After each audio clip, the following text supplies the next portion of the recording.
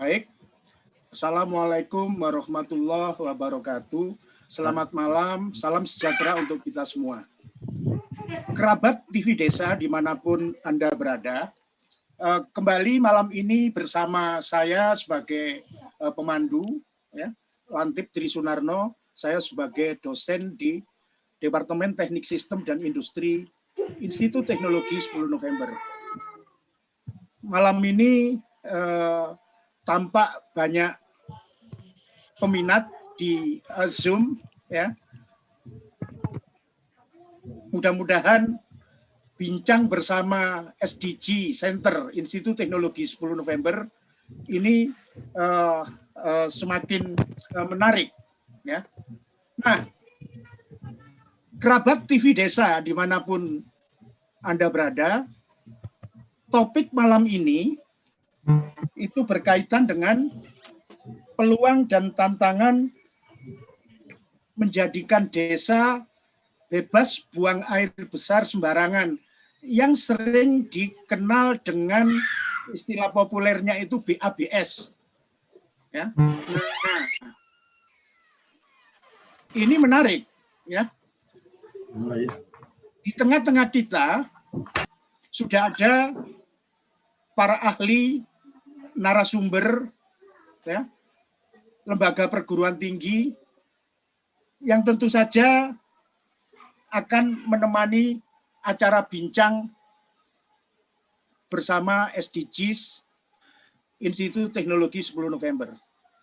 Baik, kalau begitu saya perkenalkan satu persatu. Yang pertama adalah Insinyur Edi S. Sujono, PhD. Assalamualaikum Pak Edi. Selamat malam. Mute, Pak. Oke. Insinyur Edi Sujono, ya. Nah, kita sapa dulu ya supaya kenal suaranya. Assalamualaikum Pak Edi. Selamat malam. Sorry tadi di mute Pak Lantip. Ya. Makanya diulang nggak apa-apa. Baik, kerabat TV Desa dimanapun saudara berada, Pak Edi Sujono ini, nah saya sering menyebutnya Pak Edot, ya. Beliau, ya, sudah tidak saja di Indonesia, tetapi di berbagai negara berbincang tentang sanitasi. Ya. Maka tentu saja nanti Pak Edi bersedia untuk berbagi dengan kita semua. Apa yang sesungguhnya terjadi? Mengapa kita harus bebas dari buang air besar sembarangan? Tentu saja banyak catatan-catatan yang bisa disampaikan. Apa sih resikonya seandainya perilaku yang seperti ini kalau belum boleh disebut sebagai budaya? Apa resiko perilaku seperti ini kalau kita pertahankan? Nah, dua hal itu mungkin akan dipertajam oleh Pak Edi dengan segudang pengalamannya berinteraksi, ya, mulai dari masyarakat di desa sampai kelompok internasional yang membicarakan persoalan sanitasi ini. Apakah sanitasi ini persoalan seluruh umat manusia atau hak dasar manusia? Nanti Pak Edi akan menjelaskan. Kerabat TV Desa dimanapun Anda berada, Pak Edi ini adalah dosen di jurusan Teknik Lingkungan Institut Teknologi 10 November. Oleh karena itu, beliau juga memiliki keahlian di bidang teknologi yang terkait dengan sanitasi. Mungkin nanti bisa ditambahkan dan kita perdalam di diskusi selanjutnya. Kerabat TV Desa, dimanapun Anda berada, berikutnya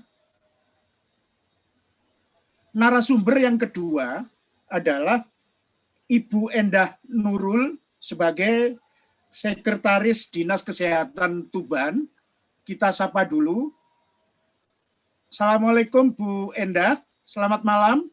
Waalaikumsalam warahmatullahi wabarakatuh. Oke, Selamat malam. Iya, senang sekali Bu Endah kita bisa bersama-sama ya. Jadi bincang malam ini akan belajar dari praktek baik Kabupaten Tuban di dalam memecahkan persoalan sanitasi, menyelesaikan persoalan sanitasi. Tentu saja ada upaya-upaya yang tidak mudah tetapi mampu menyelesaikan ya, dan banyak hal mungkin yang unik ya yang bisa dipaparkan di dalam acara kita. Oleh karena itu kita akan mendengarkan paparan dari Bu Endah nanti ya, maksimum waktunya 15 menit. Monggo disiapkan ya pengalaman-pengalaman yang menarik tentu saja ya. Jadi kita ingin mendengar praktek baik dari Kabupaten Tuban. Kabupaten Tuban adalah salah satu kabupaten yang ada di Jawa Timur. Kerabat TV Desa yang ketiga, tidak kalah penting apa sebenarnya peran perguruan tinggi. Hadir di tengah kita Dr. Sudarso, ya nanti saya sapa Pak Darso nih Pak. Selamat malam, assalamualaikum. Waalaikumsalam. Ya, Pak Darso ini ya sebagai wakil ya Pusat Pengkajian Potensi Daerah dan Pemberdayaan Masyarakat. Nah, tentu saja pengalamannya cukup banyak ya. Pak Darso akan melengkapi ya bincang-bincang kita terkait dengan apa pengalaman perguruan tinggi di dalam berkontribusi memecahkan persoalan sanitasi, menjawab tantangan yang dihadapi. Nah, kemudian ya Pak Darso mungkin juga akan menceritakan bagaimana kerjasama ini dibangun dengan berbagai pihak. Ya, baik kerabat TV Desa yang berbahagia malam ini, itulah 3 narasumber yang sudah hadir di bincang malam ini dan kita akan berikan waktu maksimum 15 menit Bapak dan Ibu narasumber. Selanjutnya akan kita gunakan untuk tanya jawab. Kerabat TV Desa dimanapun saudara berada, silakan ya siap-siap dengan diskusi, obrolan, ya mungkin pertanyaan kalau perlu, ya terkait dengan judul yang menarik malam ini yaitu peluang dan tantangan menjadikan sebuah desa bebas buang air besar sembarangan. Untuk itu, waktu narasumber pertama, Pak Edi, silakan menyampaikan segudang pengalamannya, ya. Tapi waktunya 15 menit. Monggo Pak Edi. Pak Lantip. Terima kasih Pak Lantip. Saya mohon izin share untuk materi saya Pak ya. Bukan materi, monggo, silakan. Ini sharing. Jadi monggo kita berbagi cerita. Mudah-mudahan banyak yang satu makom bersama saya. Bapak Ibu yang saya hormati, Assalamualaikum warahmatullahi wabarakatuh. Waalaikumsalam. Selamat malam. Saya dengan waktu yang pendek ini dari pembawa acara MC Pak Lantip, saya ingin menyampaikan dari awal saja dulu sebelum nanti dimulai dengan yang lain-lain tuh, mengapa kok kita harus punya jamban sehat. Jadi itu yang mau saya angkat, mudah-mudahan ini bisa dilihat oleh Bapak Ibu semua dan suara saya juga bisa didengar di mana saja Bapak Ibu berada. Jadi ini yang disebut dengan buang air besar sembarangan. Saya tidak ada pretensi untuk menyebutkan salah satu produk industri tertentu atau apa, tapi memang ini yang kami ambil di dalam salah satu foto. Jadi apakah ini yang disebut dengan tanda menutup aurat pada saat buang air besar sembarangan. Nah, karena saya kurang kerjaan dan memang saya penggiat sanitasi, saya lihatlah fenomena di Kabupaten Malang ini di Jawa Timur, saya masuk ke dalam tempat BAB ini. Ternyata memang BABS Bapak Ibu sekalian ya. Jadi di dalamnya tuh enggak ada apa-apa, di bawahnya ada air rotok bening mengalir, dan ya disitulah apakah nanti yang dikeluarkan tuh padat maupun cair, dia akan terbawa oleh air, dan akhirnya sampai ke laut, begitu kata lagu di Bengawan Solo, tapi ini di Kali Brantas. Nah, Bapak Ibu bisa bayangkan kalau kita buang air besar semacam ini, jam 2 malam, gerimis, lampu mati, saya tidak tahu apa yang akan Ibu lakukan dan Bapak lakukan ya. Mungkin kalau pengantin baru masih diantar sama suami atau istrinya, tapi kalau sudah pengantin tua kayak saya nih nggak tahu di Jarno ae PM Rono bojone, saya tidak paham, tapi ini sangat tidak sehat. Pak Lantip dan Bapak Ibu di rumah yang saya hormati, saya mencoba melakukan yang namanya pemicuan ya, kalau di WHO itu namanya pemicuan, triggering dalam bahasa dunianya. Di sebelah kiri Bapak Ibu itu ada tinja, di sebelah kanan kita itu ada yang namanya mulut. Bapak Ibu tentu sepakat dengan saya, tidak mungkin ya orang sehat, orang sadar, orang waras itu memasukkan tinja ke dalam mulutnya. Di dalam pemicuan itu disebutkan oleh Pak Kamalkar itu salah satu kawan saya, kawan baik saya di negara sebelah sana itu, yang masuk ke mulut itu kan hanya makanan dan mungkin jari karena kita muluk pakai tangan atau mungkin wudhu ya. Nah kalau itu kira-kira masuk akal. Tapi sebelumnya itu kan Pak Jane tinjanya itu berpindah kemana-mana itu lewat media yang macam-macam. Nah disinilah walaupun ini sekarang COVID katanya cuci tangan pakai sabun dan sebagainya, dari dulu nggak ada COVID pun harus cuci tangan pakai sabun. Yang mau saya coba sampaikan karena kita punya latar belakang ilmu yang berbeda dan bisa jadi yang saya sampaikan ini mengulang, itu khususnya peran dari lalat Pak Lantip. Ini tanpa mengurangi rasa hormat, itulah berbagai lalat yang mungkin kumpul di suatu media yang sangat tidak sehat. Ya kan Bapak Ibu?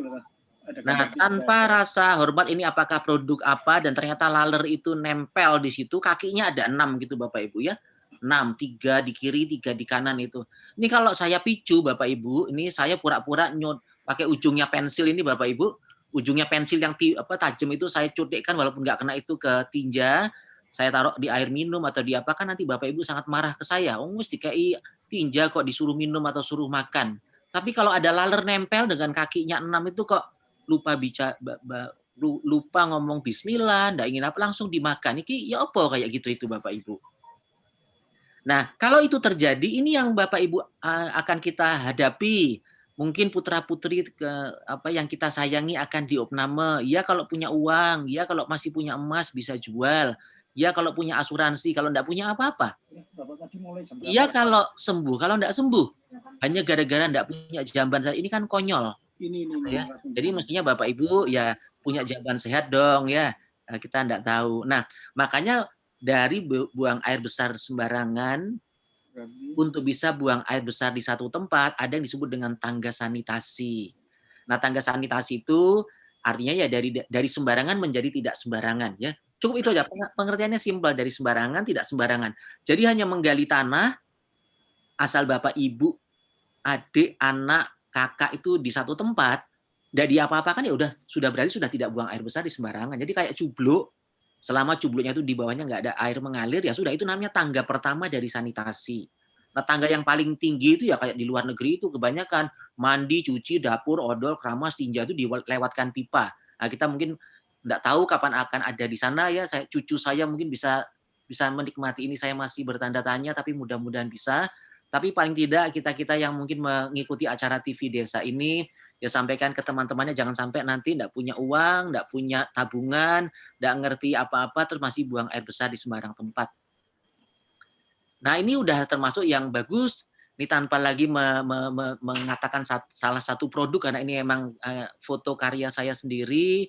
Lagi-lagi ini sudah dikatakan bebas buang air besar sembarangan, tapi di belakang rumah. Ya ini ada di Mojokerto, tadi di Malang ini di Mojokerto. Ini di belakang rumah, di bawah pohon bambu, ya lagi-lagi kalau lampu mati, gerimis jam 2 malam, terus apalagi sakit perut, wah ini siapa yang mau belok ke sini ya? Iya kalau ada ular ya, kalau ada apa ya, kalau ada wewe, ada kuntilanak, ini cerita-cerita lain ya, gerimis pisan. Jadi makanya kalau menurut PBB, menurut Sustainable Development Goals, orang itu boleh saja mungkin tertakdir untuk hidupnya miskin. Orang itu mungkin tertakdir tidak saja kaya, tapi orang miskin yang tidak kaya itu pun harus punya jamban di dalam rumah. Apalagi di situ masih ada ibu-ibu yang masih akan bisa melahirkan, ada anak-anak muda perempuan yang mungkin sudah punya periode ulangi atau menstruasi. Ini bisa jadi para perempuan adalah orang-orang yang didolimi kalau sampai kita tuh malah tidak punya jamban di dalam rumah. Karena yang namanya jamban bukan kamar mandi, Bapak Ibu ya. Bapak Ibu yang mengerti kosmetika, mungkin ya sekarang tanpa mandi udah ketok ayu. Tapi apa gunanya kosmetika ternyata kalau sudah 3 hari tidak buang air besar?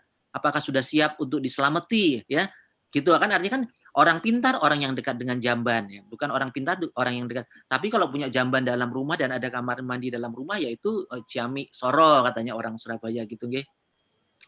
Lagi-lagi foto di Malang yang namanya Cublo, tangga sanitasi serendah itu udah bagus walaupun di luar rumah ya mulai kelihatan ada apa namanya, ada panci aneh gitu. Orang Jawa bilang tuh kan ada tempat untuk duduknya dan sudah mulai besar tempat duduknya sehingga ya yang keluar itu keras atau tidak keras sudah bisa diwadahi semua termasuk dengan kencingnya. Sehingga tidak kemana-mana. Karena nanti kalau kita bicara zaman sehat berarti bukan hanya tinjanya saja termasuk juga pipisnya.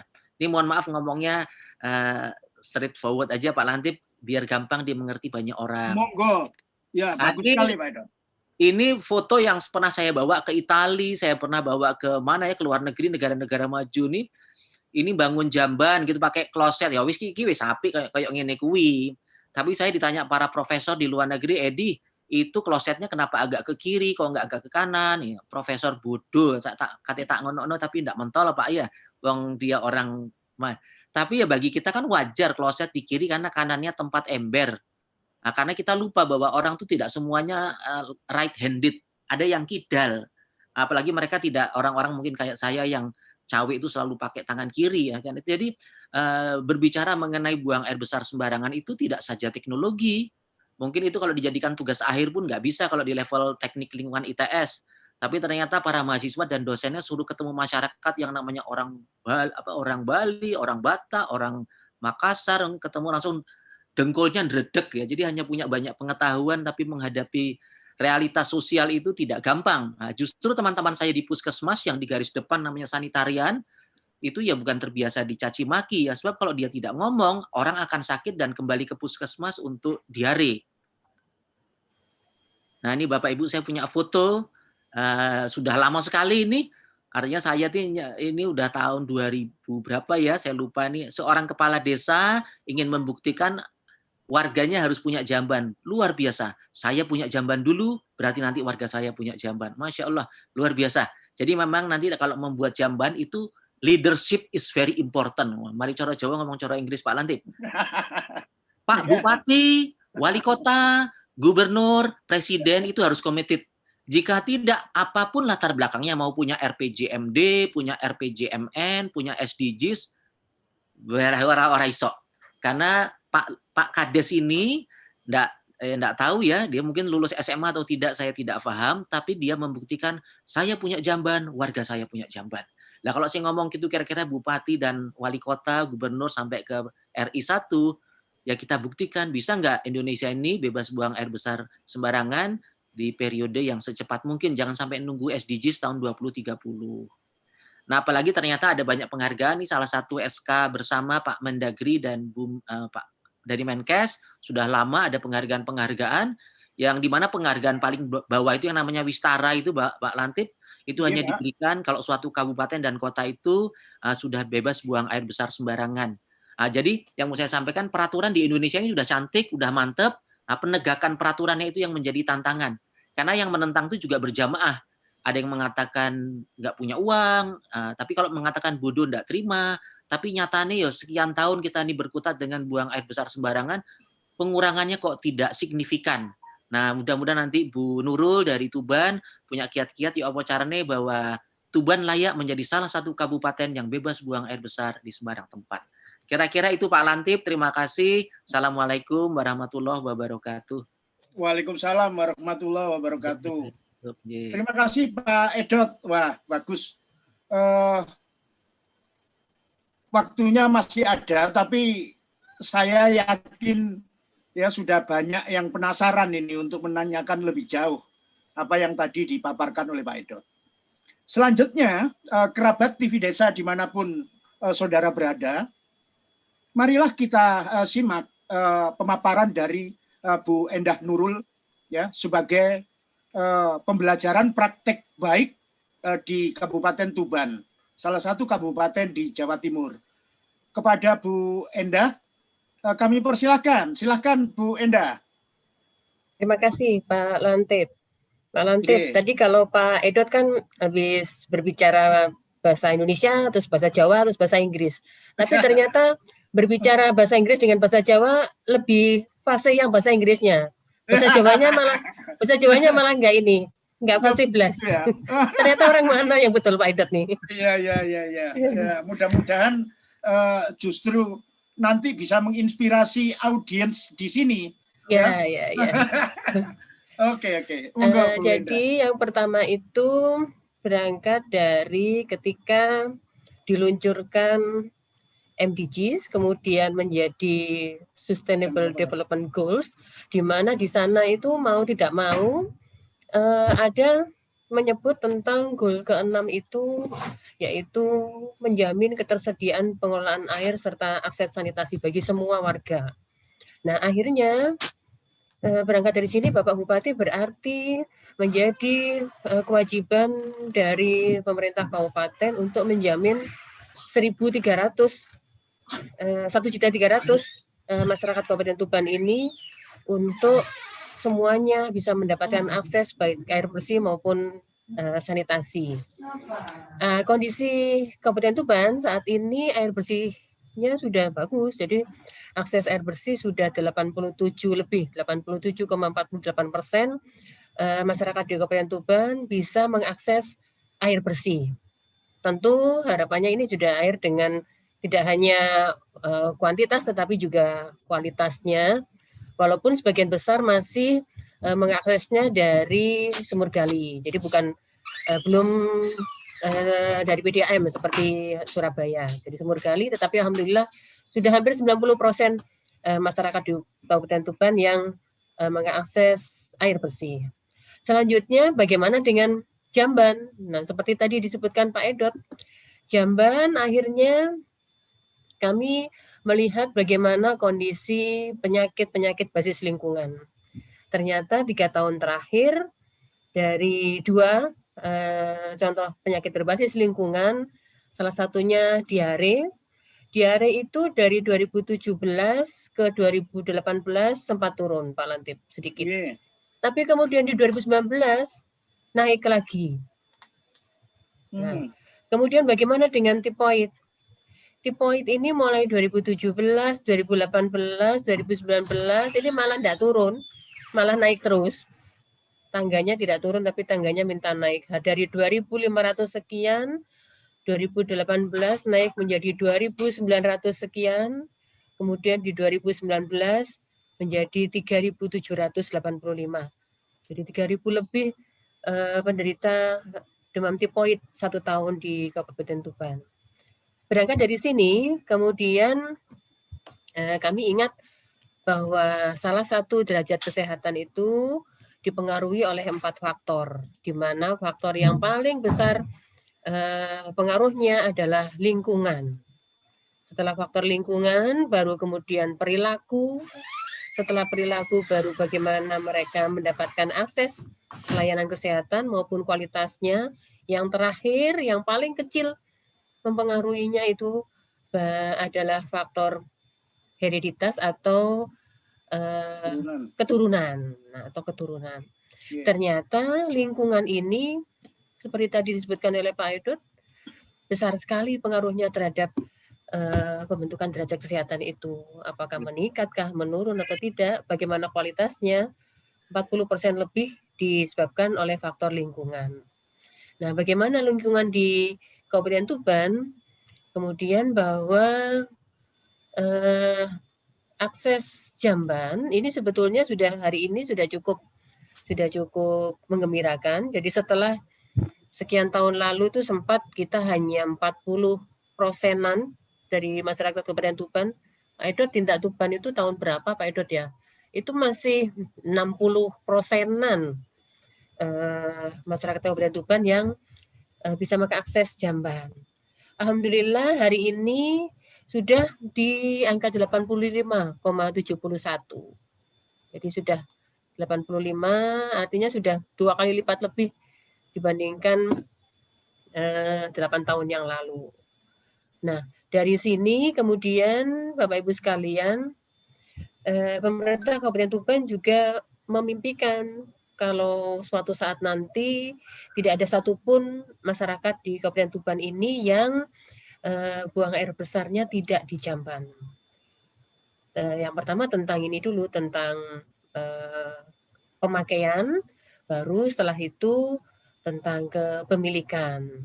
Jadi saat ini sudah sekian itu, 85% itu adalah jumlah mereka yang memiliki, yang sudah punya sendiri, kemudian sudah memakainya, kemudian ada juga yang sharing dengan tetangga atau dengan keluarga, kemudian ada juga yang ada di jamban komunal. Nah, dari sini Bapak Ibu sekalian, beberapa kiat yang diupayakan oleh Pemkab Tuban. Yang pertama adalah bahwa kami mulai melatih fasilitator. Jadi di 33 puskesmas yang kami miliki, masing-masing puskesmas kami latih waktu itu pertama minimal 3 dulu, baru kemudian 5 kali 33, jadi ada sekitar 165-an fasilitator SDBM yang terdiri dari mereka itu ada dari gabungan, jadi mulai dari tenaga kesehatan, terus ada dari perangkat desa, ada dari ibu PKK, ada dari kader, jadi gabungan. Supaya nanti yang berbicara tidak lagi petugas, karena kalau bahasa petugas apalagi pakai baju, mereka sepertinya masyarakat sudah bosan. Oh itu bahasa petugas, mesti kalau datang ya mesti gitulah, nuturi, mesti menceramai, seperti itu.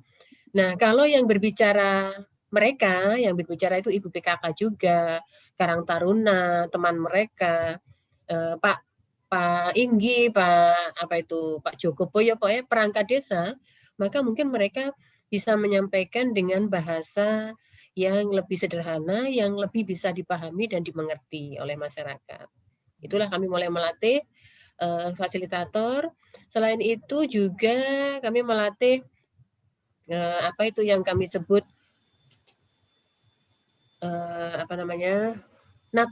pertemuan natural leader desa, yaitu. Jadi siapa yang kami anggap sebagai agent of change di desa tersebut yang bisa mengajak dengan bahasa mereka yang bisa dipahami, sehingga mulailah kita bermain mengadakan pemicuan. Pemicuan itu mungkin juga sama di beberapa kabupaten kota yang lain permainannya untuk pemicuan ini. Jadi kita waktu itu membawa sekam apa itu, kulit padi. Nah itu kami bermain dengan masyarakat, sudah mulai membuat peta, kemudian rumahmu di mana? Rumahku di sini, rumahku di situ, diberikan tanda. Kemudian berapa orang yang tinggal di sana? 4 orang. Ditaruhlah 4 genggam sekam. Di sini 5 orang, 5 genggam sekam. Di situ tetangganya ada 10 orang, 10 genggam sekam. Akhirnya setelah semua menghitung jumlah anggota keluarganya, apa yang terjadi? Gambar peta tadi jadinya penuh sekam semua, coklat semua akhirnya. Itu adalah gambaran seperti yang tadi dihinggapi lalat tadi di gambarnya Pak Edot. Dari situ harapannya nanti akan ada timbul, oh iya ternyata kita butuh jamban itu, mulai dari yang konstruksi yang paling sederhana, yang paling murah, yang mereka bisa upayakan sendiri. Nah selain itu Bapak Ibu sekalian, pemerintah Kabupaten Tuban juga ada upaya pembangunan jamban ini dari dana desa. Baik, kemudian, Bu Endah, mohon maaf. Bu Endah, Mohon Ya, maaf ya, saya Pak Lantip. potong. Ya, Bagaimana? tampaknya masih tersimpan ya kiat-kiat menarik. Kita simpan dulu nanti untuk tanya jawab, Bu. Oh, ngeten ya, ya siap-siap. Jadi mohon maaf ya, saya harus atur waktunya supaya semua dapat kesempatan. Audiens kerabat TV Desa juga terinspirasi ya untuk bertanya lebih jauh. Baik, untuk sementara ada yang terakhir bisa disampaikan, monggo Bu Endah. Ada statement penting yang mungkin hal ya, yang menggembirakan bahwa Pemkab memiliki forum CSA dari perusahaan. Jadi kita tahu di Kabupaten Tuban banyak muncul perusahaan besar, ada semen, ada Holcim dan sebagainya. CSA dari perusahaan tersebut diwadahi dalam forum CSA di Kabupaten Tuban yang ketuanya juga dari mereka sendiri, di antara mereka perbankan dan sebagainya. Nah, dari forum CSR inilah salah satunya yang bisa membantu untuk membangun jamban di Kabupaten Tuban. Baik, Bu Endah, matur nuwun. Nanti kita lanjutkan sesi tanya jawab, nggih. Monggo. Ya, baik. Terima kasih Bu Endah, luar biasa. Ya, ternyata cukup banyak yang ingin kita serap ya, pengalaman atau praktik baik dari Kabupaten Tuban. Selanjutnya, kerabat TV Desa dimanapun saudara berada, tidak kalah penting ya, apa sebenarnya peran perguruan tinggi seperti Institut Teknologi 10 November ya, yang sering dikenal orang ITS Surabaya. Nah, sekarang giliran Pak Sudarso sebagai wakil ya, Pusat Pengkajian Potensi Daerah yang cukup banyak pengalamannya ya, terkait dengan pemberdayaan masyarakat, pengembangan potensi daerah, yang akan memaparkan materinya ya. Silakan Pak Darso, maksimum 15 menit. Monggo, apa peran perguruan tinggi atau PDPM sering dikenal orang dalam rangka ya, membantu ya, mewujudkan desa bebas buang air besar sembarangan. Silakan Pak Darso. Ya, terima kasih Bapak Lantip. Selamat malam pemirsa semuanya, TV Desa yang berbahagia. Kami dari Pusat Kajian Potensi Daerah dan Pemberdayaan Masyarakat ITS memang melakukan banyak kegiatan dalam kaitannya untuk membantu baik program-program pemerintah maupun masyarakat dalam kaitannya untuk selalu meningkatkan kualitas hidup maupun kesuksesan pembangunan di berbagai bidang. Dan salah satu yang kami lakukan dan telah lama lakukan PDPM antara lain membantu di dalam program Jamban Sehat. Dan PDPM memang disokong oleh ahli-ahli termasuk Pak Edot, ini ahli utama ya, kaitan Jamban Sehat. Dan PDPM sudah lama ikut terlibat dalam upaya baik pemerintah maupun banyak lembaga internasional yang juga atau CSR perusahaan untuk membantu program-program kaitan kepedulian agar terbebas dari buang air besar sembarangan. Untuk kesempatan kali ini saya akan memaparkan bagaimana contoh yang PDPM lakukan misalnya dalam suatu program Jamban Sehat tersebut. Izinkan saya untuk men-share. Silakan Pak Darso. Oke, baik, terima kasih. Pak.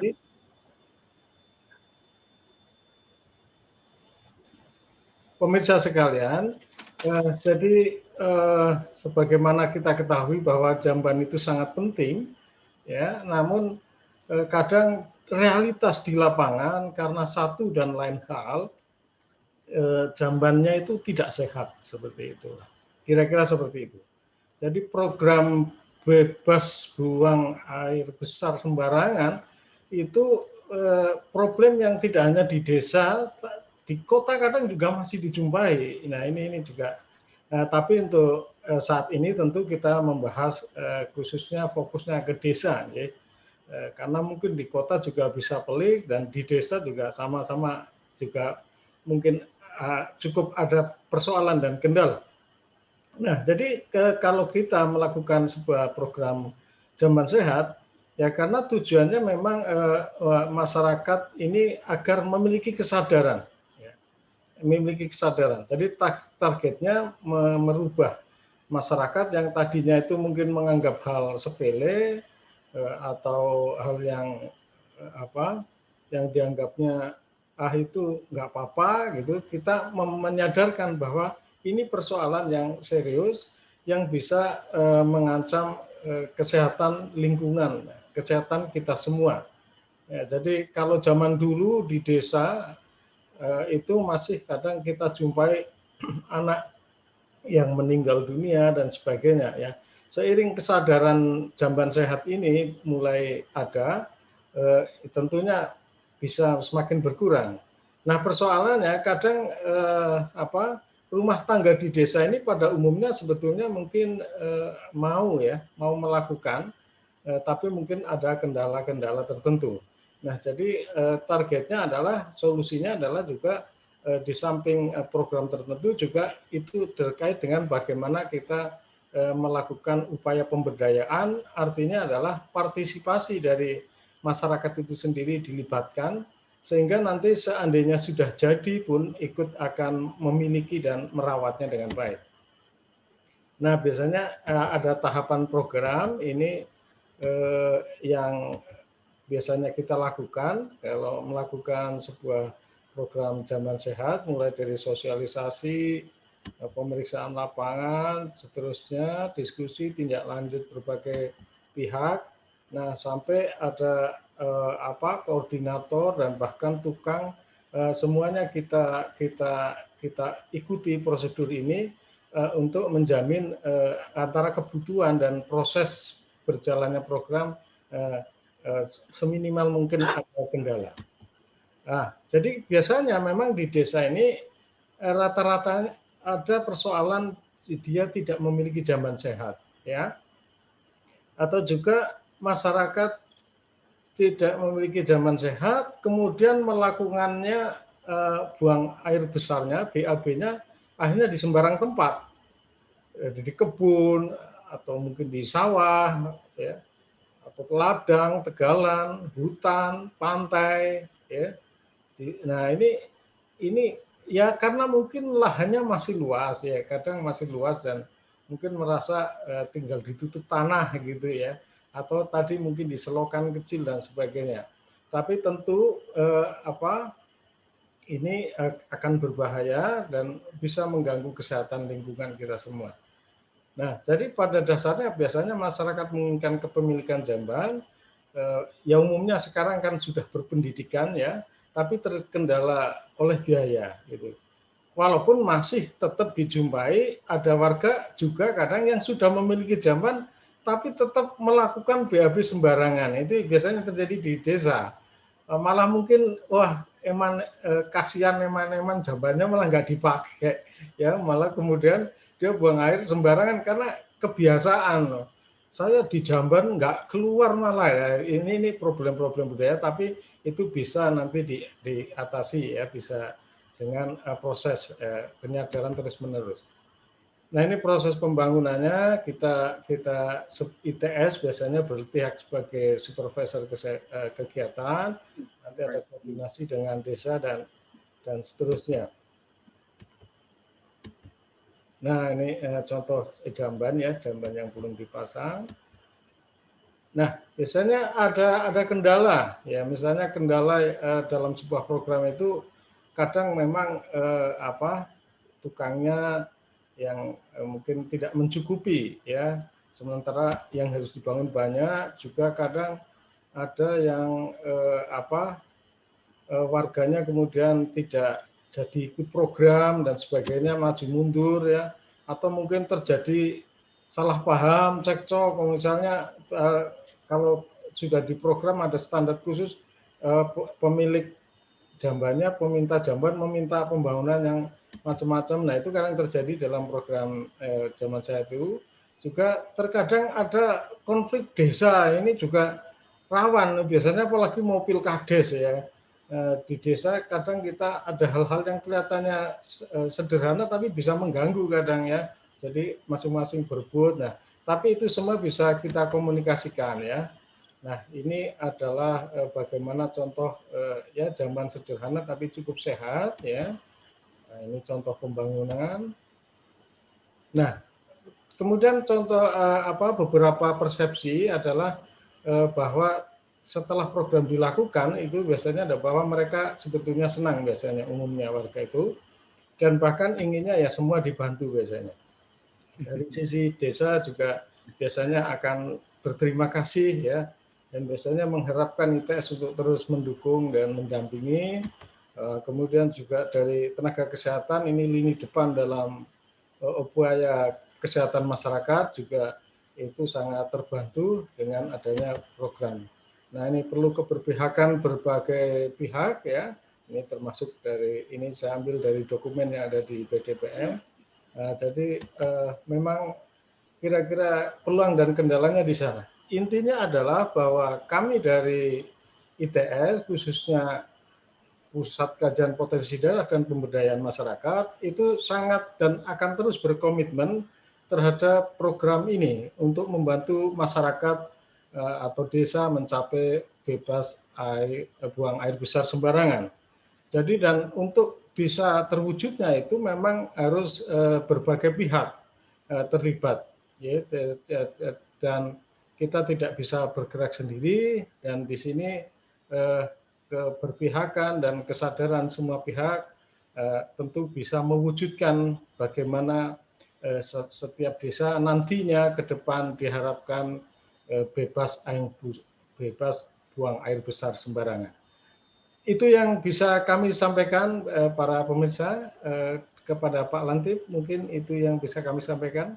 Terima kasih. Ya, terima kasih Pak Darso. Jadi mungkin nanti bisa diperdalam lagi ya bagaimana kolaborasi ya dengan berbagai pihak, tenaga ahli, perguruan tinggi, masyarakat.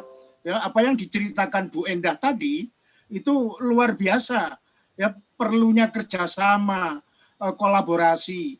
Ya, Bu Endah menyampaikan bahwa tidak saja ini persoalan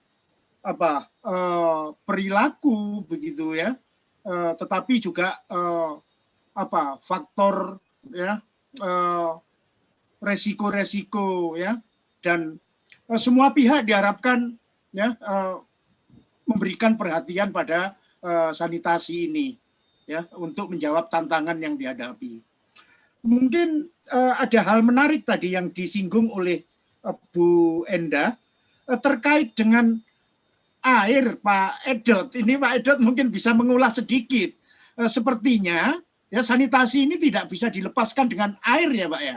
Nah, monggo Pak Edot diulas. Setelah ini kita sampaikan pertanyaan-pertanyaan yang sudah mulai bermunculan.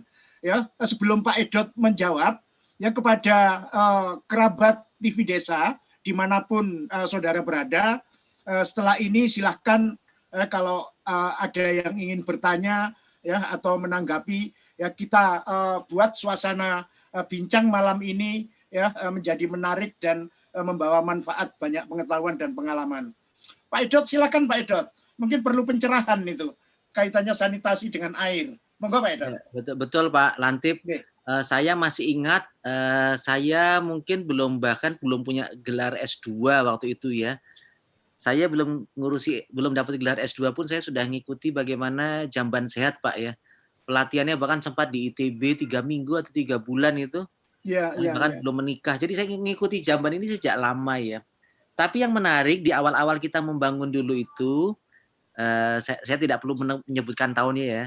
Itu memang kayaknya kalau air minum ya air minum, kalau jamban ya jamban gitu loh Pak Lantip ya. Jadi waktu jambannya itu dibangunkan, kita katakanlah menamakannya MCK ya, tapi bukan MCK yang ya belum ada plusnya, bukan ada MCK plus gitu, tapi udah MCK itu. Ya dibangunkan lengkap bagus, pakai standar-standar yang bagus, tapi dipikir masyarakat itu akan datang ke Jamban membawa air dengan embernya. Ternyata ya disediakan apa semuanya. Ternyata ya wongnya tekotok terus nggak gawa banyu, Pak. Itu kelakon. Dievaluasi, airnya disediakan apa jeding. Benar ya namanya jeding itu kan? Dan seperti biasa orang Indonesia kan tipikal orang Indonesia, jeding itu selalu dari batu bata dan selalu diletakkan di kanan.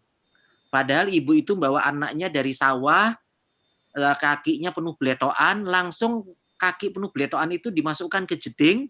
Nah, orang berikutnya tuh wudhu menggunakan air jeding. Wah, jadi kan ternyata di zaman dulu tuh kayaknya ilmu sosial itu enggak penting.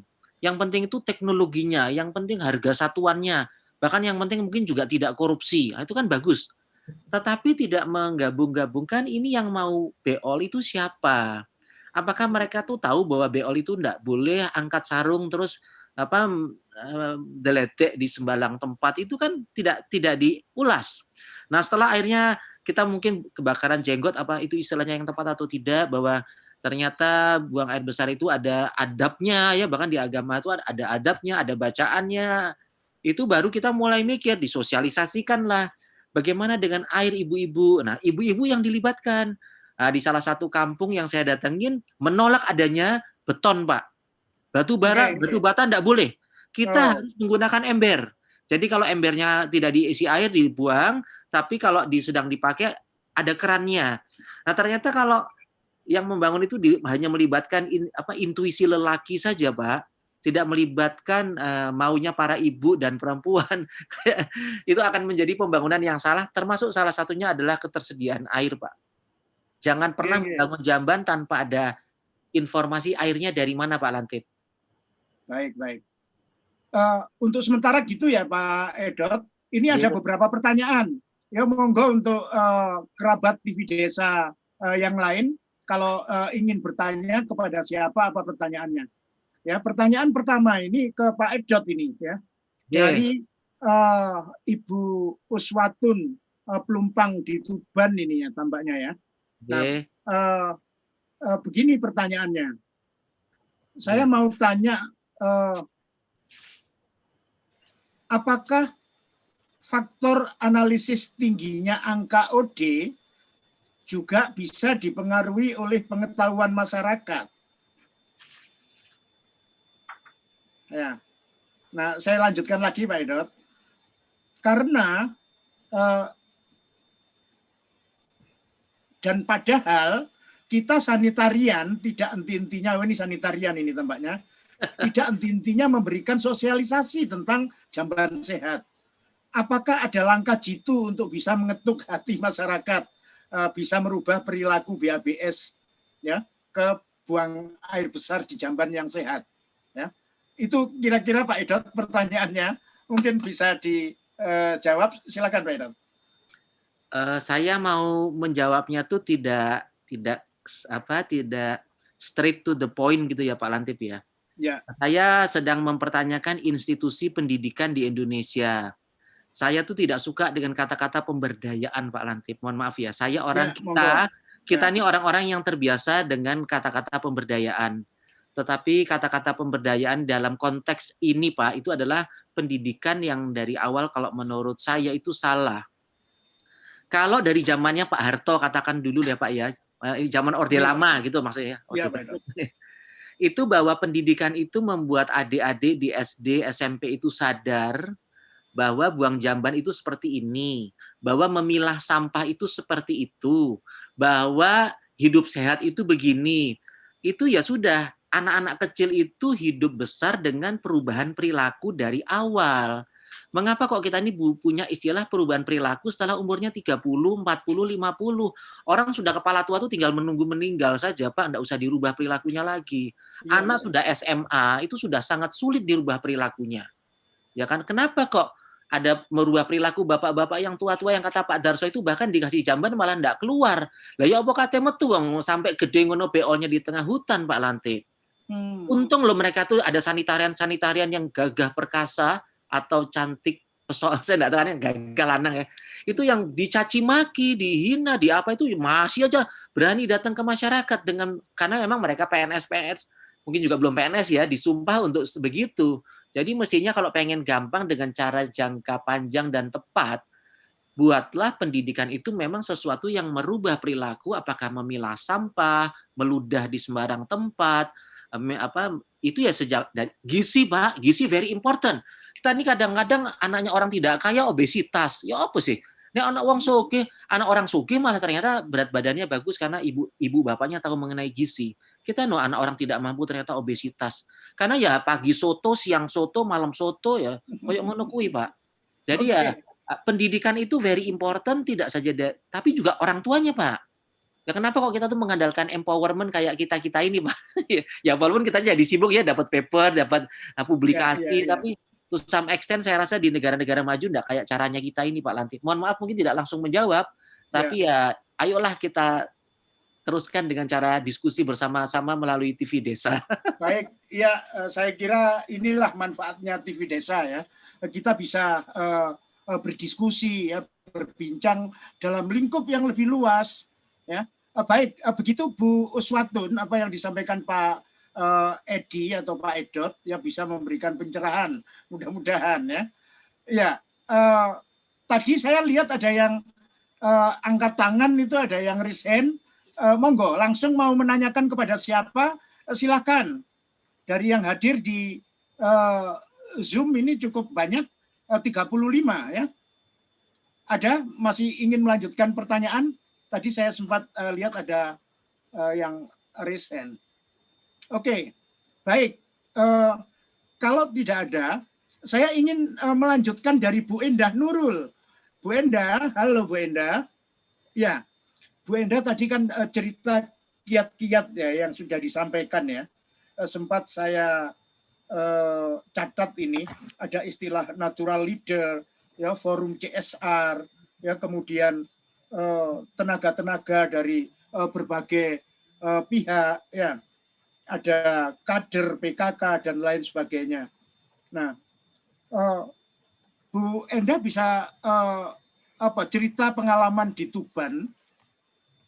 Apa sebenarnya Bu tantangan yang dihadapi ketika kita bermimpi untuk melibatkan berbagai pihak dalam rangka menyelesaikan permasalahan sanitasi?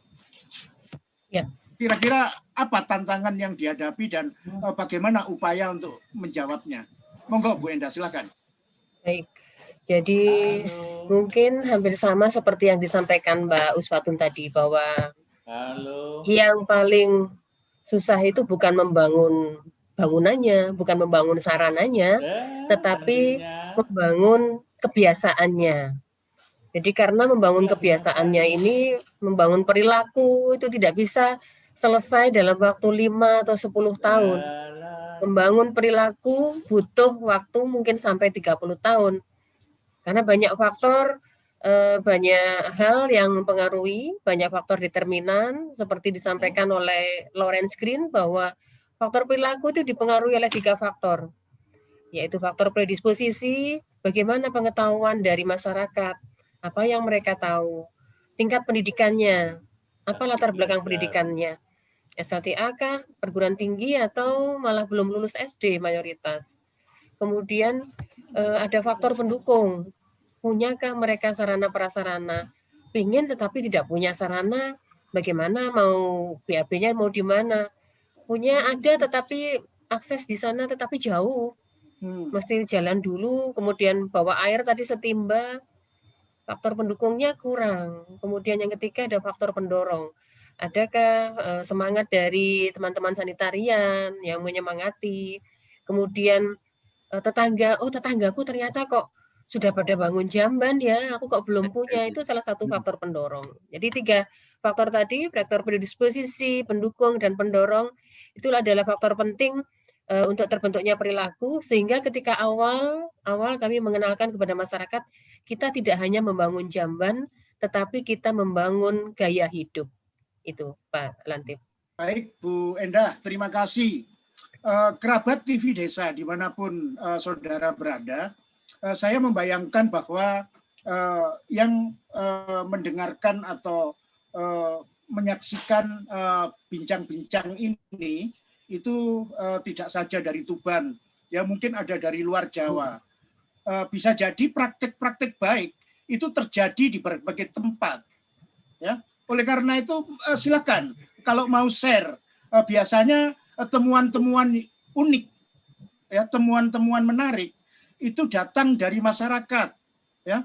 Apalagi tadi ada istilah natural leader, ya, yang disampaikan oleh Bu Endah.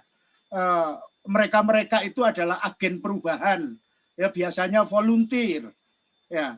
Nah, bersama-sama masyarakat mereka berembuk, ya, mereka mencari solusi, ya, untuk menjawab tantangan supaya tidak buang air besar sembarangan lagi. Silakan kalau ada yang ingin berbagi, ya, menyampaikan pengalamannya. Pak Dani. Ya, siap. Ya, Pak Dani, dari mana Pak Dani? Alumni FKM tahun 97. Oke, tinggal di mana sekarang ini? Delanggu, Mojokerto. Silakan Pak Dani. Ya, monggo. Wah, ini menarik ya. Assalamualaikum warahmatullahi wabarakatuh. Waalaikumsalam warahmatullahi wabarakatuh. Malam Bapak Ibu yang saya hormati. Saya memang dulu dari SPPH, APK, FKM. Kemudian saya tertarik dengan keseling dan epidemiologi. Memang kalau berbicara masalah BAB itu tidak ada habisnya. Karena perilaku manusia itu selalu berubah-ubah. Ketika dia mood seneng, bikin jamban habis 2,5 juta, 3 juta pun oke. Ya kan? Ya betul. Tapi kalau lagi nggak mood, artinya males, wis buang air besar di sungai aja nggak apa-apa kok. Saya nggak sakit kok, saya tetap sehat aja. Ya itu, biarpun disuruh bikin jamban cemplung atau jaga itu nggak mau, harus pakai ditekan-tekan dan sebagainya. Padahal itu harusnya berawal dari nurani, ya, dari perilakunya sendiri-sendiri. Ya. Itu. Saya juga dulu pernah, tapi ya alhamdulillah berhasil sebagai kepala Puskesmas Ngoro, Kabupaten Mojokerto di sana dekat industri itu. Saya tiap hari itu turun ke posyandu dan desa-desa. Jadi puskesmas saya tinggal. Kalau Jumat Sabtu ada di kantor, tapi kalau Senin sampai Kamis saya keluyuran di desa-desa sama kepala desa. Terus ada WS League dan sebagainya, saya padukan. Alhamdulillah kalau di Ngoro itu oke. Kesadaran dari masyarakatnya itu bagus. Jadi ngajak stakeholder, OMA, TOGA, sehingga masyarakat itu digiring aja. Itu contoh kunci key personnya itu kena. Jadi saya tinggal ngomong aja, Bapak, Ibu, kalau nggak manut Bapak Kepala Desa yang membawai penjenengan di desanya, ya monggo terserah. Saya kan pendatang dari Delanggu, ditugaskan Pak Bupati Ahmadi di sini. Nah saya kan untuk preventif itu perlu pencegahan sebelum sakit. Jadi pencegahan itu mudah, pencegahan itu murah, pencegahan itu simpel, sederhana. Tapi kalau sudah kena sakit, diare dan sebagainya, bahaya Pak. Saya nggak nakut-nakuti, memang ya Pak, katanya ada ibu gitu, anak saya diare gini. Untung ditangani di rumah sakit Sukandar itu diinfus langsung, alhamdulillah 5 hari sudah sembuh boleh. Kalau enggak cepat-cepat ke sana ya infusnya sulit, ya dehidrasi, kekurangan cairan, ya bisa gimana lah. Dia cerita, saya ajak cerita pada masyarakat teman-temannya. Jadi yang sudah kena itu saya ajak untuk ngandani istilahnya. Bahasa kerennya itu apa istilahnya? Testimoni ya, testimoni. Testimoni. Saya ajak testimoni. Iya Pak Dani. Itu Pak. Sementara itu dulu Pak, berbagi dengan teman-teman yang lain. Baik. Jadi kuncinya seperti itu. Terima kasih. Baik. Assalamualaikum warahmatullahi wabarakatuh. Waalaikumsalam warahmatullahi wabarakatuh. Ya, kerabat TV Desa dimanapun saudara berada, ini menarik ya, seperti pengetahuan yang berceceran yang dikumpulkan oleh media TV Desa ini ya, yang dihadiri oleh berbagai pakar ya, baik pakar yang di lapangan maupun pakar yang secara teori memiliki pengetahuan. Ada pertanyaan berikutnya ya dari Ini pertanyaan ditujukan ke Bu Enda, ya, yang mengajukan pertanyaan Bapak Juniarto Setio. Bagaimana sinergi antara berbagai pihak yang tadi sempat disampaikan sehingga dari 40% menjadi 85%.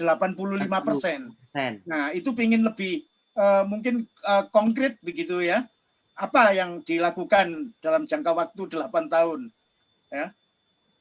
Silakan Bu Enda. Ya.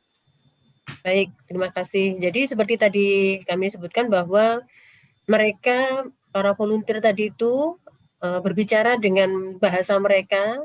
Mungkin betul juga seperti tadi Pak Dani sampaikan ya Pak Dani. Ya.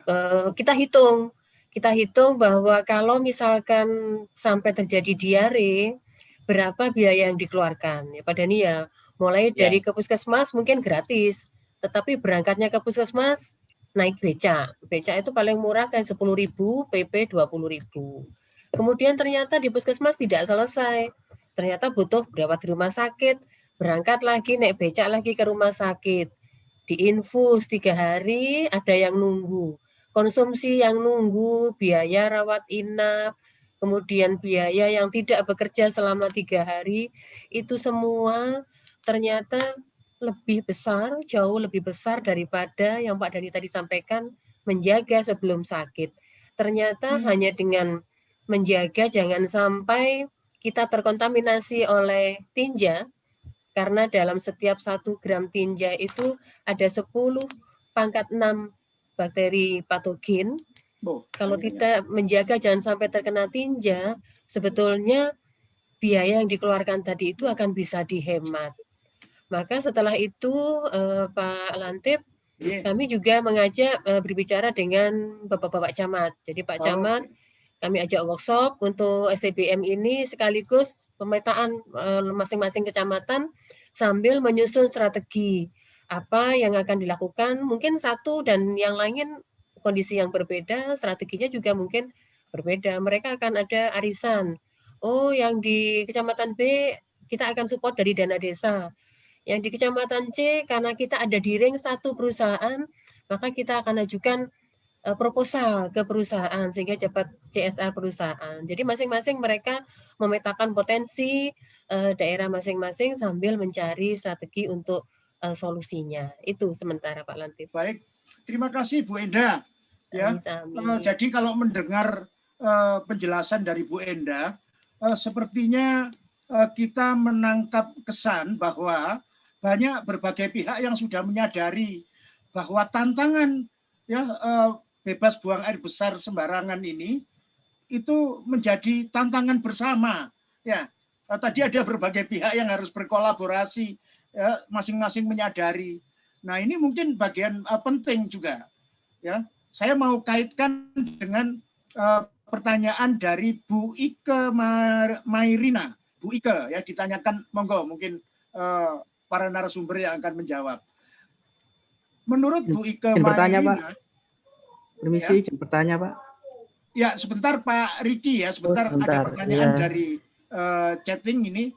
Berdasarkan pengalaman untuk membangun jamban, banyak masyarakat yang masih mengharapkan bantuan. Nah, ya, jadi kadang itu adalah fakta di lapangan. Nah, bagaimana menyikapi pertanyaan-pertanyaan seperti ini? Silakan, mau disampaikan oleh Pak Edot dulu. Ya. Oke, Pak Lantip, makasih ya. Saya tuh mau banyak berterima kasih mungkin juga kepada Bu Nurul ya, karena saya lihat Bu Nurul itu sudah cukup lama ada di Tuban. Saya waktu dikasih sama Bu Ratna nomornya Bu Nurul, saya simpen loh, ternyata nomornya Bu Nurul sudah ada. Cuma saya lihat chatting saya tuh kosong ya, berarti selama ini silaturahim dengan Bu Nurul tuh saya enggak bagus. Bertemu di TV Desa ya Pak Edot. Iya, jangan dalam sekali Bu Nurul. Iya, luar biasa. Terima kasih TV Desa. Ya, jadi gini, di Tuban itu saya sama Bu Agnes Tuti waktu itu tuh sakjane bereksperimen. Kami di ITS itu dapat uang 15 juta Bu Nurul. 15 juta loh duit apa, mohon maaf ya, saya ini bukan orang tidak mensyukuri nikmat ya. Tapi 15 juta tuh bangun jamban itu jadi pirang jamban toh ya. Tapi kami putar otak, kami putar kaki, putar. Terus satu rumah dikasih 15.000 Bu.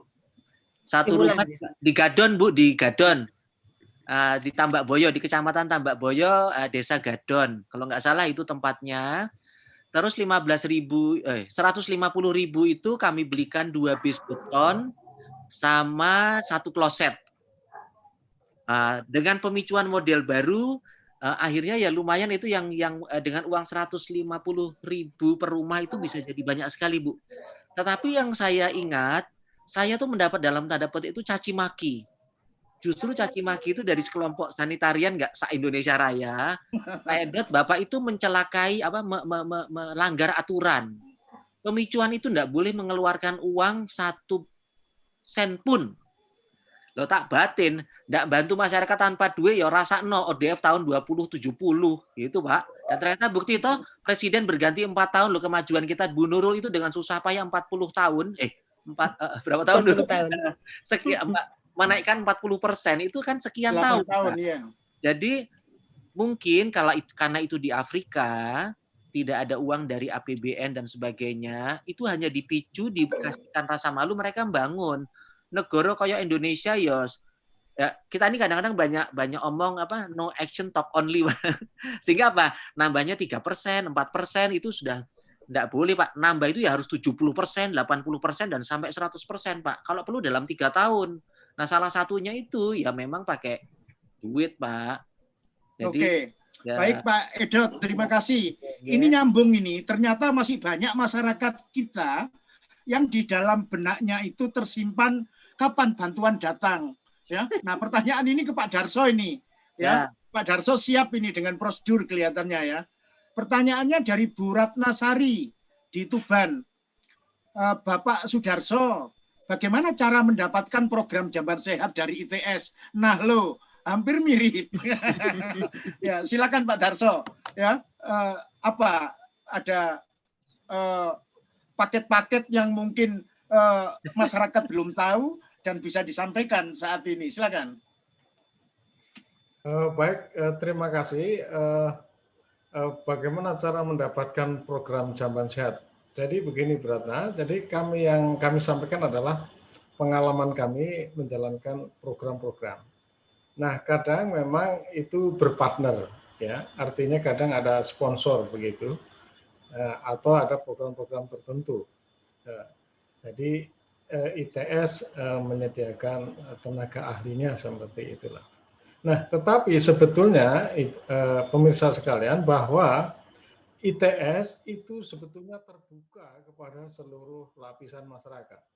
Sebagai contoh, misalnya ada seorang kepala desa menyurati kepada Kepala Direktorat Riset dan Pengabdian Masyarakat ITS, meminta agar desanya didampingi oleh ITS misalnya. Nah, itu nanti biasanya dari Direktur Riset dan Pengabdian Masyarakat, kalau terkait masyarakat akan turun ke PDPM, ya, didisposisi ke PDPM.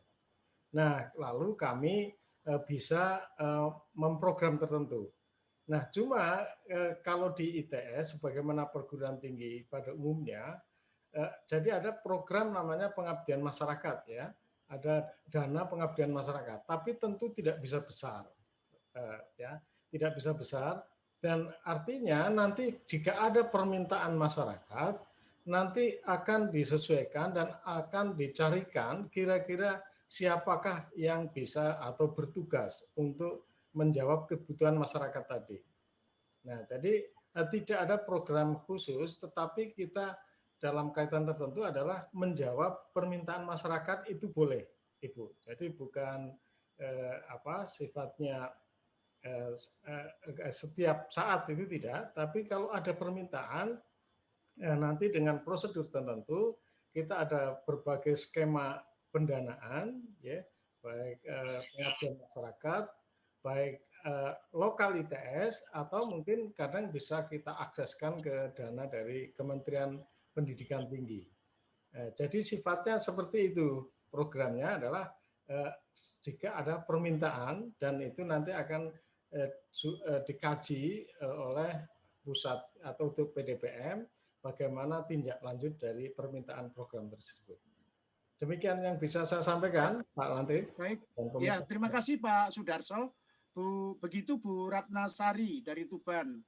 Pak Riki, saya nambahkan bisa. Pak Dhani, Pak Riki tadi sudah sudah menanti ini di pojok sana ya. Pak Riki dari Mojokerto, monggo langsung disampaikan. Nanti bisa ditambahkan Pak Dhani ya. Silakan Pak Riki. Ya, terima kasih Pak atas waktunya. Perkenalkan, nama saya Muhammad Eka Lidya, saya dari Mojokerto Pak. Kebetulan saya juga sering mengikuti kegiatan di PDPM ini juga. Mojokerto mana? Mojokerto, Mojosari. Oh ya, saya Ya.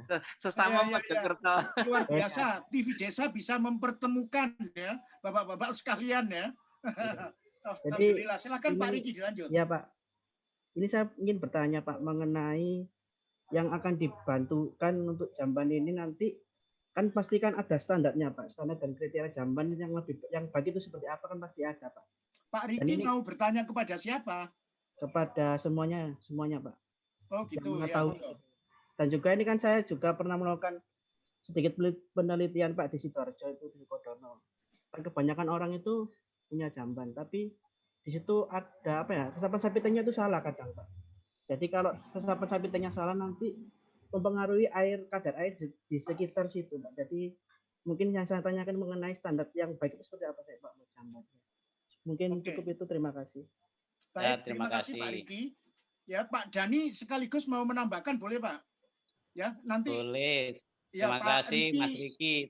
Bapak Desa, Langgu Mojosari kus 12 kilometer. Ya. Gini Mas Riki ya.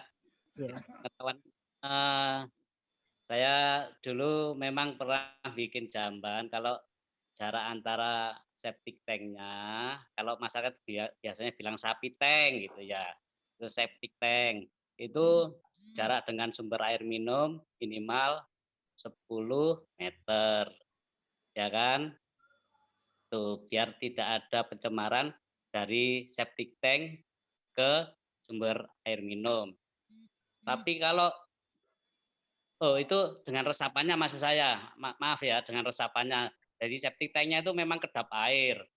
Jadi kedap air itu tidak bisa ditembus oleh bakteri. Jadi di PC 1:1. Kemudian kalau septic tank 1 meter dengan sumber air minum nggak apa-apa karena sudah nggak kedap air.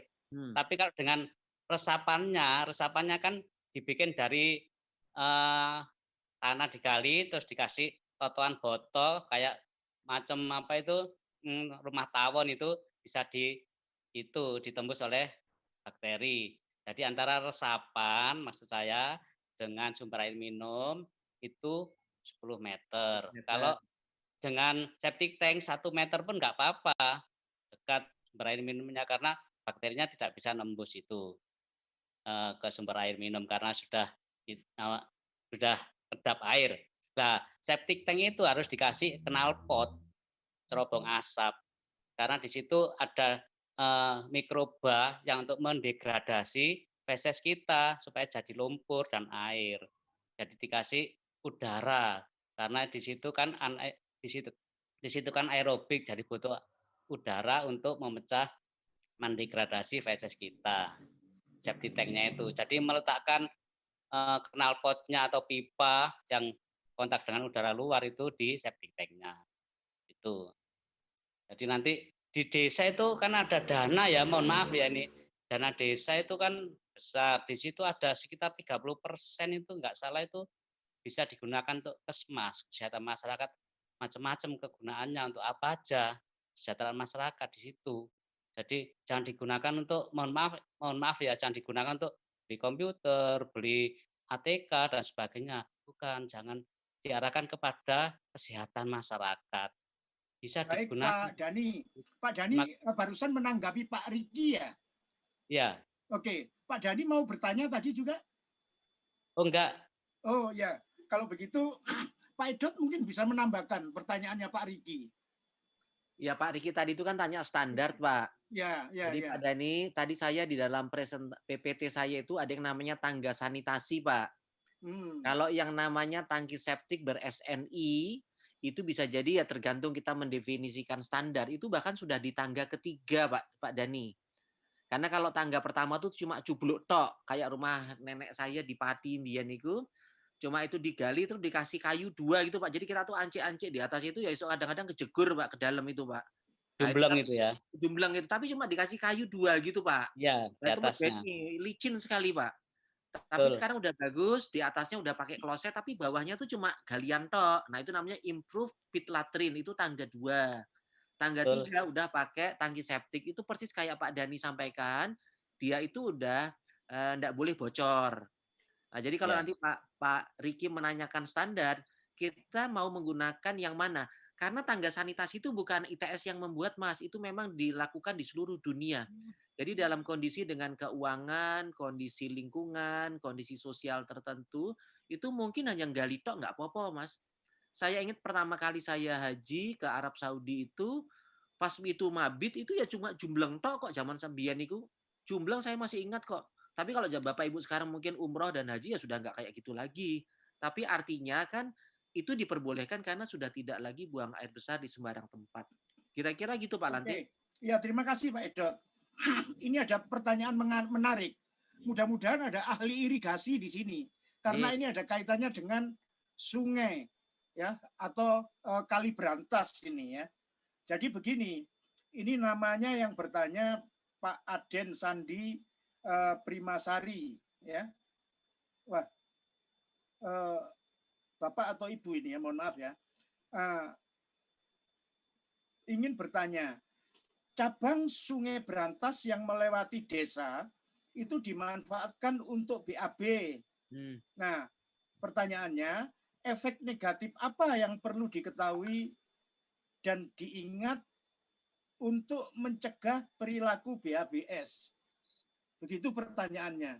Ya, saya kira ini fenomena yang ada di sekitar kita, terutama yang dilalui cabang kali besar begitu yang masuk desa.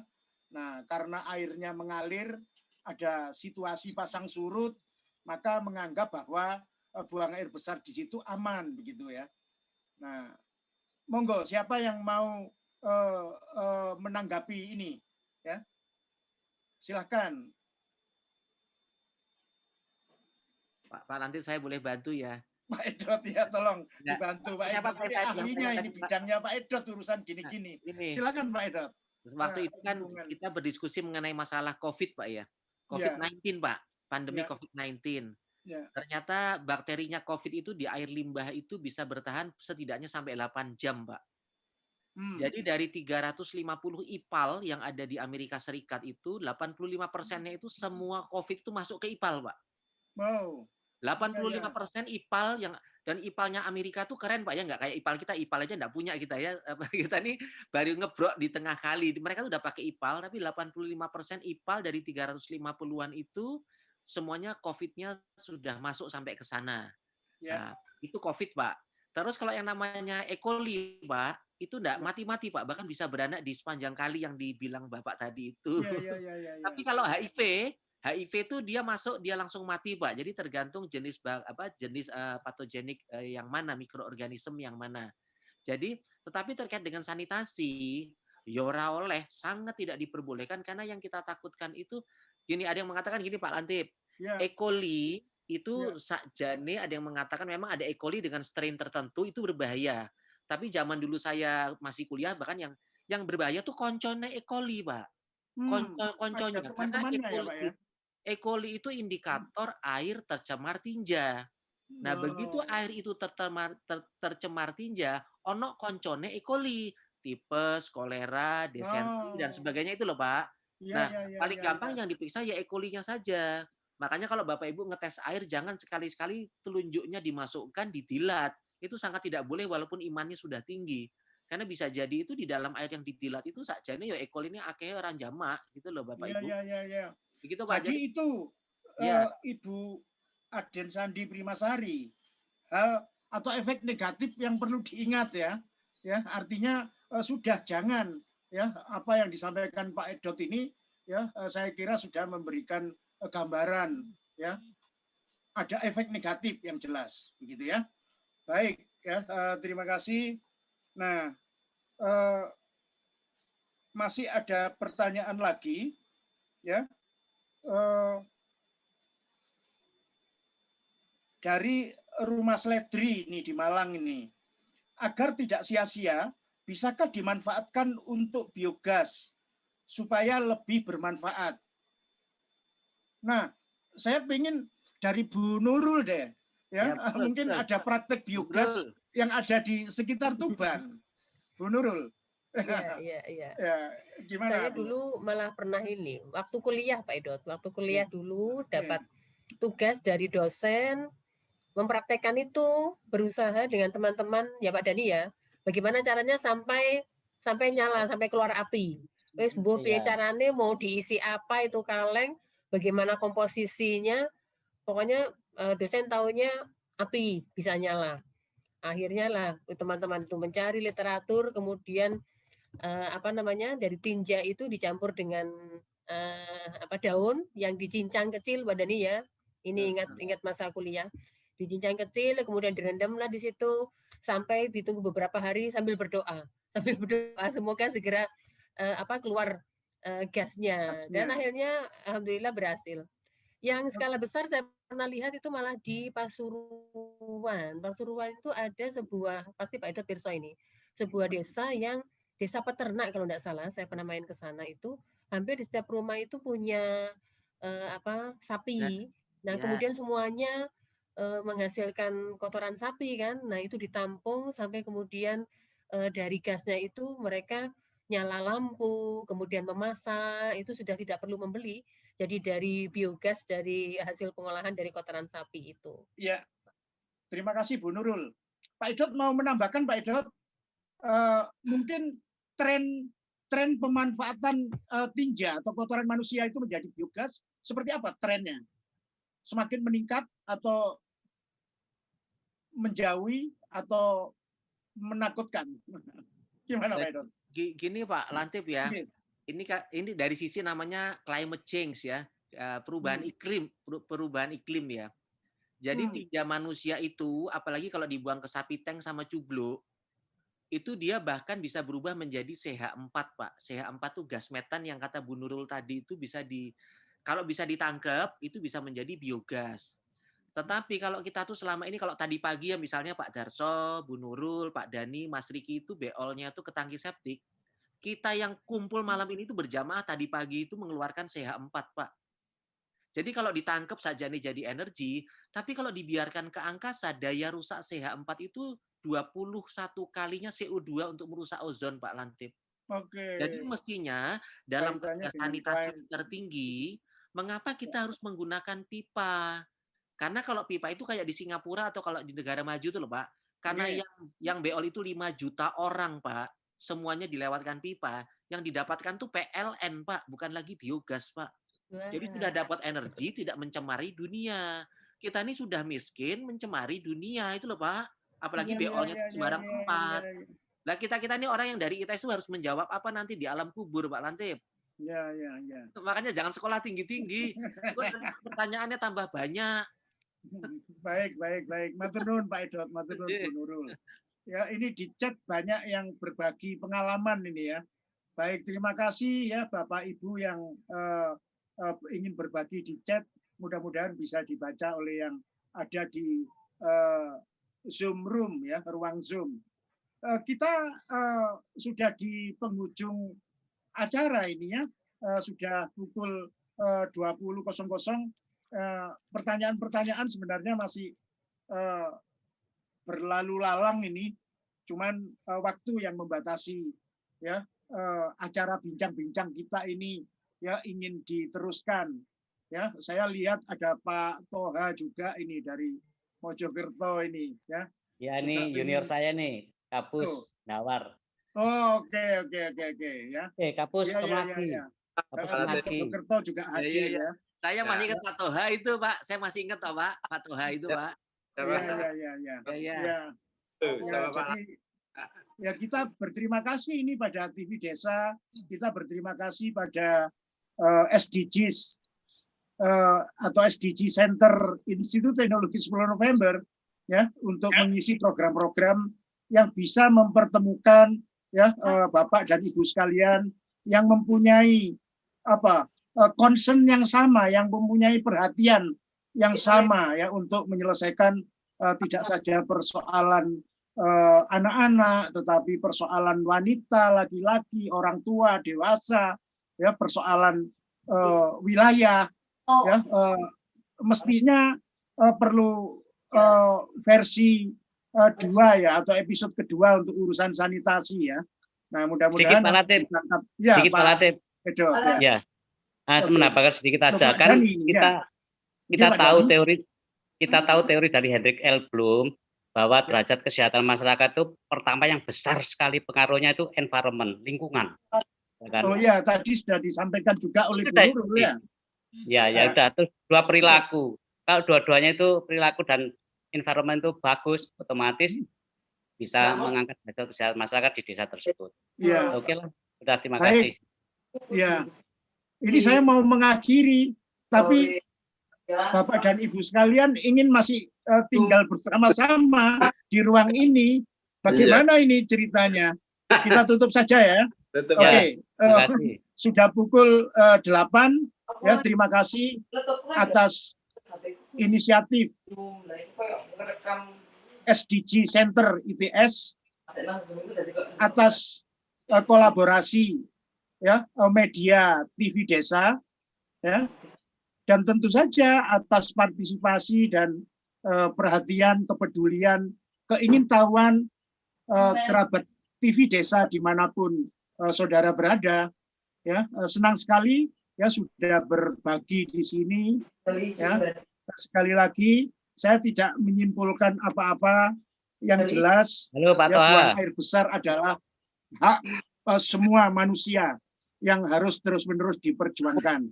Ya, amin. Sekali lagi, terima kasih atas partisipasi berbagai pihak. Saya akhiri sampai di sini. Selamat malam. Assalamualaikum warahmatullahi wabarakatuh. Waalaikumsalam.